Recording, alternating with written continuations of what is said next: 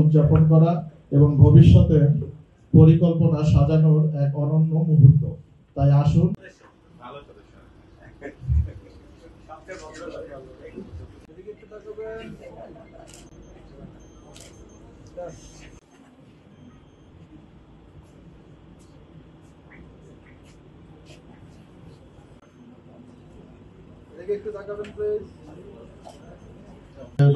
সদস্য এমডি আশিস ইকবাল উল্লাস। তো ওনারা চাচ্ছে 101 জন যারা ফাউন্ডার মেম্বার আছেন তারা ক্লাবটা কিভাবে নিবন্ধিত করে তারা নিজস্ব জায়গায় গিয়ে, যেমন আজকে বোর্ড ক্লাব, উত্তরা ক্লাব,